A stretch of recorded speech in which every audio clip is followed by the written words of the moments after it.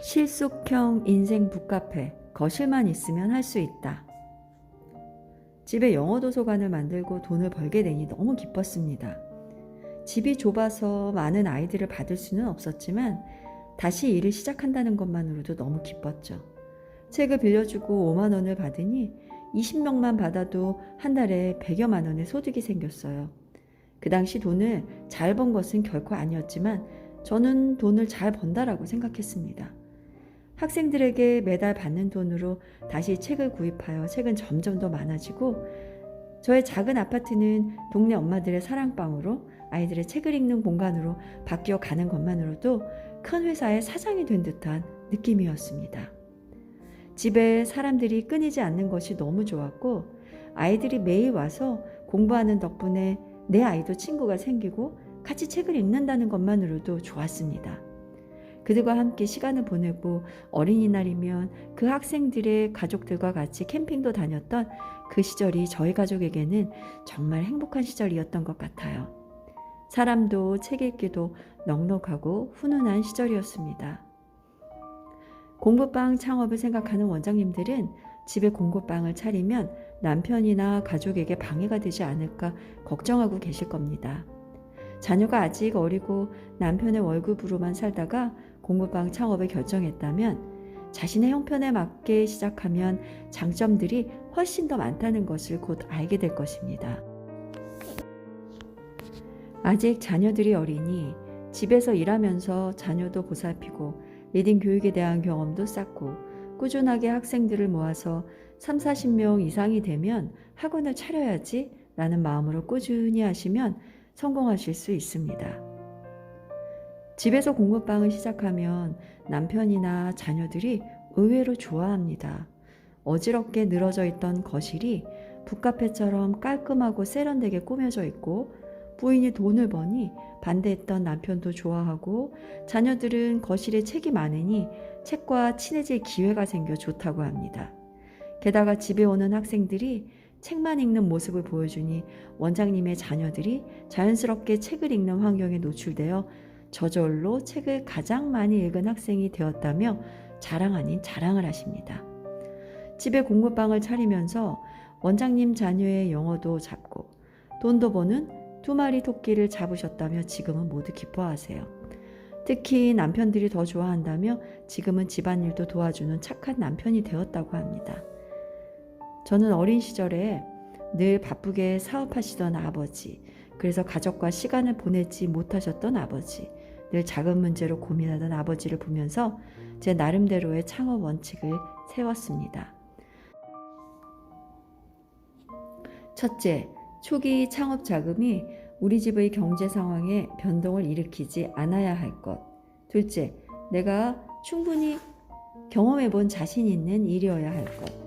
셋째, 주말에는 가족과 함께 보낼 수 있는 시간이 보장되어야 할 것 등이었습니다. 어느 날 친정어머니를 따라 유명한 철학관을 찾게 되었습니다. 내비게이션에 주소를 찍어도 나오지 않을 만큼 외진, 서울에 아직도 이런 집이 남아있나 싶을 만큼 허름한 집이었어요. 당연히 간판도 없고 새벽이라 주위에 인적도 드물어 이런 집에 들어가도 별일이 없을까? 라고 걱정하며 문을 열었는데 우리 모녀는 깜짝 놀라고 말았어요.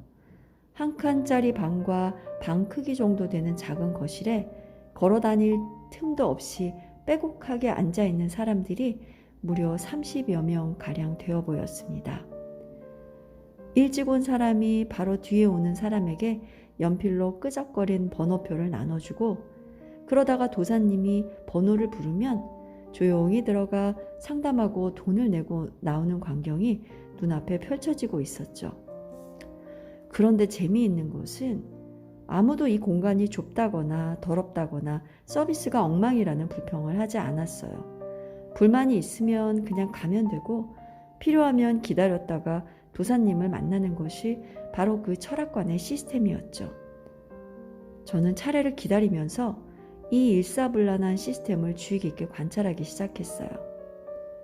시스템, 마치 서로 약속이나 한 듯 금세 학습된 시스템으로 그 많은 사람들이 스스로 차례를 지키며 상담을 받으니 당연히 접수 직원이 필요하지 않겠더라고요. 한 명당 5만 원이니 하루에 100명을 만난다면 하루에 500만 원. 도사님 혼자서 다 하시니 월급이 나갈 걱정은 안 해도 되고 집세 걱정도 없을 것 같고 사업자로 등록은 하셨을까? 주 3회만 일해도 직원 몇 명을 거느린 일반 사업체보다 알짜일 것 같다는 생각을 했죠. 철학권의 이 시스템을 보고 첫 번째 창업 원칙을 만족시키는 시스템을 연상하게 되었어요. 아, 누구에게 멋지게 보여지는 것에 대한 미련을 버린다면 이것이야말로 실속형 창업이다. 어찌 보면 내 집에 영어 독서 공부방을 차린 것은 최고의 선택이었던 것입니다. 공부방은 그런 면에서 자녀를 둔 영어 선생님들에게 최고의 직장이었죠. 내가 사는 집에서 일을 하니 임대료나 관리비를 지출할 필요도 없고 초보 원장이라도 평균 23만 원씩 30명만 해도 700만 원 정도의 돈을 벌 수 있는 일이었죠. 그래, 맞아, 이거야. 나의 첫 영어 도서관 시스템을 이렇게 만들어야지. 이렇게 간단한 시스템만 구축하면 고정비 지출은 크게 걱정하지 않아도 되겠지? 아이들을 열심히 가르치는 데만 신경 쓸 수 있겠지? 그러면 내 자유시간도 알차게 보낼 수 있을 거야. 야무지게 다짐을 했습니다. 그래서 영어 동화책 100권과 비디오 테이프 50개를 미천으로 이렇다 할 자금 없이 22평 아파트에서 공부방으로 시작했어요. 무리해서 투자하지 않았으니 내 마음대로 일할 수 있어서 좋았죠. 망해도 본전이니 수익과 관계없이 해보고 싶은 대로 이것저것 시도할 수 있었어요. 스트레스를 적게 받는 대신 남는 육체적인 에너지를 프로그램 개발과 아이들을 가르치는 데 쏟을 수 있었습니다. 돈을 투자하는 대신 아이들에게 더 효과적인 프로그램을 만들어주기 위해 전국의 유명한 독서 전문 교수님들을 찾아다니며 배우고 시간을 투자했어요. 그러니 원장님들, 처음부터 크게 버리지 말고 작게 시작하세요.